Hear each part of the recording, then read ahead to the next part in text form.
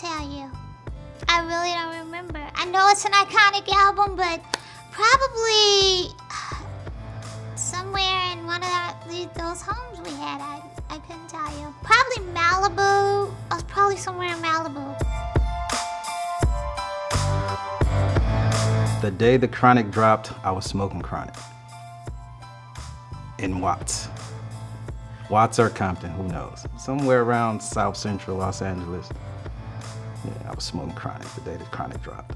I don't remember where I was, but I do remember listening to it fully in my father's basement in the laundry room and just being stunned by everything, by each song as it came. I remember Ain't particularly and how amazing that record was, and you know, just being like, you know, how is it that the worst, the most misogynistic record is also the best groove? Like it was really, it was the whole, you know, thing of how, you know, gangster music can be really beautiful, but you know, really ugly at the same time. I was in the studio with LL in New York actually when the Chronic came out, and I remember he said, I heard that Dre just made the best album hip hop has ever heard. Like whatever he did with DOC, he just doubled that, you know what I mean?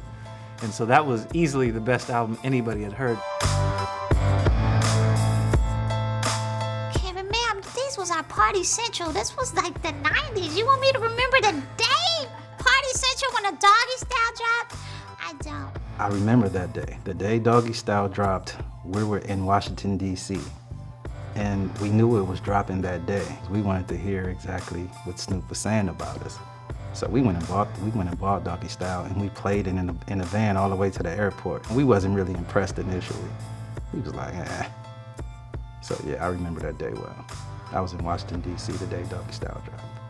Did the record grow on you? It grew on me, of course, because then they started putting the visuals out, and the more you heard it, the more you liked it. I think I was, when I first heard Doggy Style, I was in a conference room at the Source.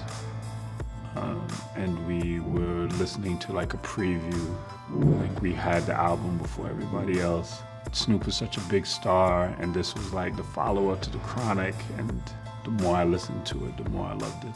Dog was at the Summit, and me and Dad was over at the Oakwoods with our own apartments. Well, you know, I'm on that one. But I don't remember where it was. It was Party Central, you know, when they dropped Dog Food. I don't know where I was. And I didn't even know that that was gonna be the first single that I was on. I didn't know that until I heard the song.